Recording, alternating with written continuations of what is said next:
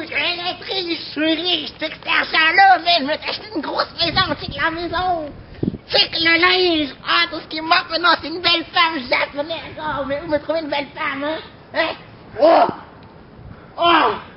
Une belle femme, là, et ça, on te sexy, man, sans de lécher, là, sur la poignée de porte, mais je veux pas un enfant, mais qu'est-ce que je fais, là? T'inquiète mon gars, j'ai exactement ce que t'as besoin. Ah ouais? Un condom! Oh mon Dieu! Salut! Monsieur Dubreuil, c'est Julian, Julian Louvain, cours 53. Et ben, mon objet, ben, comme vous voyez dans le sketch avant, là, c'est la loterie. Ben, c'est quoi la loterie? Ben, je pense que vous savez ce qu'est la loterie, là, mais je vous le réexpliquerai. Ben, dans le fond, la loterie, c'est un jeu de hasard où le prix est de l'argent. Assez simple. Mais aujourd'hui, je suis en train d'expliquer pourquoi la loterie est l'objet de la société post-moderne. La loterie, il y a trois grandes valeurs qui peut comme, décrire cet objet. Le premier, c'est le plaisir immédiat. Tout le monde sait que quand on achète de la loterie, ben, il y a aussi le fait de gagner de l'argent, mais c'est aussi de jouer au jeu. Le jeu est vraiment simple. C'est juste des numéros que, soit que t'en sers, c'est noirci, ou des fois c'est des scratch, et ben, tu essaies de gagner de l'argent. Maintenant, on peut voir, comment je peux dire, comme une montée de la loterie. Par exemple, l'Auto-Québec, en 1971, ils ont vendu 51 millions de dollars en loterie. Quand même beaucoup. Mais comparé à 2011, ils en ont vendu 1 milliard et quelques, beaucoup plus de ventes qu'en 1971. Maintenant, la deuxième valeur qui peut décrire l'objet, c'est le matérialisme. Mais le prix, c'est de l'argent. Et l'argent, c'est un bien matériel. Quand on gagne ne gagne pas, mais on gagne du plaisir, mais on est content, mais on est content parce qu'on a gagné une large somme d'argent. Maintenant, le prix de l'argent, puis le monde, on peut dire, roule sur l'argent. Pas l'argent, tu ne vis pas. Pas l'argent, tu n'as pas de logement. Tu n'as rien avec l'argent. Mais ces prix sont vraiment démesurés, ce qui est mon troisième valeur, qui est la démesure. Pourquoi c'est démesuré? Ben, des fois, par exemple, prenons l'exemple de la 649. Des fois, le gros lot va jusqu'à 50 millions de dollars. 50 millions. Ça, c'est assez d'argent pour faire vivre ta famille dans le bien pendant des générations sans travailler.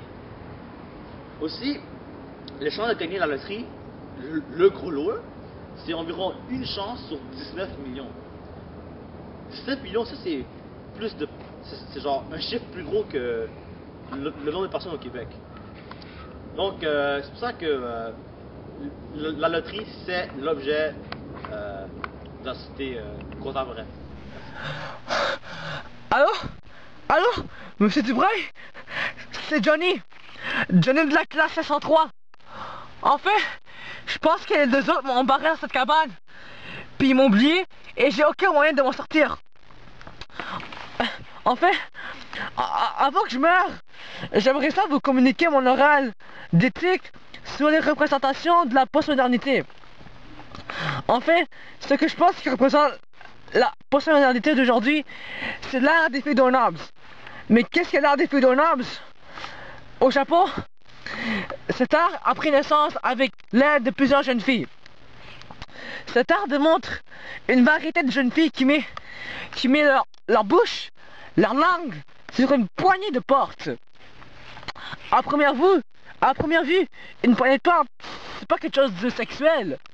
Mais pourtant, la position que la fille se met, c'est se mettre à genoux en ayant sa cavité buccale sur la poignée de porte.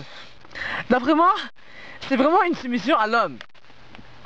En fait, je pense qu'on retrouve le concept de tribu parce que avec la création des réseaux sociaux comme Facebook, Twitter, Google+, les filles n'ont qu'à prendre une photo d'elles-mêmes en ayant leur bouche sur une poignée de porte et les partager en ligne avec un simple clic de souris. Cet art fait la promotion de plusieurs valeurs comme le plaisir immédiat. En fait, je parie qu'il y a une poignée de porte qui se retrouve à moins de 10 mètres de vous. Regardez bien, à moins de 10 mètres de vous. Cela signifie que ces filles-là, elles peuvent le faire n'importe où et n'importe quand. Deuxièmement, il y a aussi l'intensité qui prend pour valeur cette représentation. En fait, lorsque la demoiselle met en contact sa langue sur la poignée de porte, on peut voir la sensation dans cette image. Elle ferme les yeux, puis elle fait comme si c'était un jeu. Comme si elle faisait l'amour à un homme.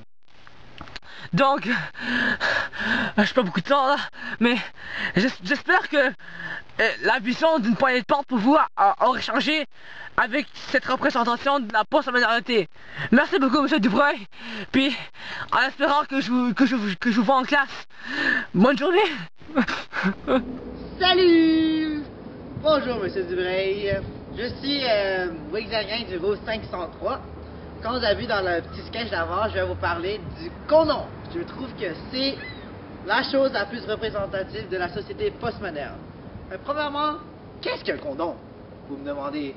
Je vais vous le dire. C'est un objet de forme souvent circulaire, fait de latex, qui sert principalement à empêcher le sperme mâle de s'introduire dans l'ovule de la femme pendant une relation sexuelle. Donc, pas de maladie, pas de bébé. Maintenant, vous me demandez, mais comment ça, c'est l'objet le plus représentatif de la société postmoderne? Mais, je vais vous dire premièrement les 3 valeurs que je trouve qui représentent bien mon objet et qui représentent aussi la société postmoderne. Il y a premièrement la liberté et avec ça le plaisir immédiat, les deux vont ensemble dans mon objet, la personnification et troisièmement l'humour. Premièrement, la liberté. Les condoms, c'est pas quelque chose qui existe depuis juste 20 ans. Ça existe depuis nos grands-parents, nos arrière-grands-parents, même les Égyptiens en avaient. Mais dans le temps, ce n'était pas très efficace et de toute façon, la religion interdisait l'utilisation. Puis est venu les années 1970, où il y a eu la libération sexuelle des femmes, des hommes, de tout le monde, grâce à quoi? Principalement au condom et les autres moyens de contraception. Le condom a aidé à séparer relations sexuelles et responsabilité. Les gens de nos jours peuvent jouir d'une relation sexuelle sans avoir peur de maladie ou d'un enfant indésiré. Ça, c'est le premier, le plaisir immédiat et la liberté. Deuxièmement, on a ce que j'avais dit, la personnification. Dans le temps de nos grands-parents, là, le condom, c'était un condom blanc que tu mettais, tu faisais l'amour. Maintenant, il y a quoi? Des couleurs différentes, des formes différentes, des saveurs différentes. Il y en a ceux qui ont des textures, il y en a ceux qui ont des petits picots dessus, des petits pics dessus, pour agrémenter la relation et rendre chaque plaisir plus intense. Aussi l'intensité, vous voyez, l'intensité. Un des valeurs de la société postmoderne. Finalement, l'humour. Depuis quelques années, l'humour n'échappe plus dans la vente des condoms. Les condoms les plus vendus et plus achetés par les jeunes d'aujourd'hui sont ceux qui ont un peu de connotation drôle. Par exemple, on peut voir des condoms Darth Vader où c'est écrit I will not be your father. Ou des condoms Gatorade à la Tiger Woods où c'est écrit Is it in you? Ou d'autres condoms comme le condom Pierre Coq, que je trouve un peu dégueulasse, où c'est écrit Finger Licking Good. Mais tout ça pour vous dire que, en conclusion, à cause de la personnification des condoms maintenant, à cause de l'humour et aussi à cause de, quand je dis la libération sexuelle, je trouve que le condom est l'objet le plus représentatif de la société postmoderne. Merci!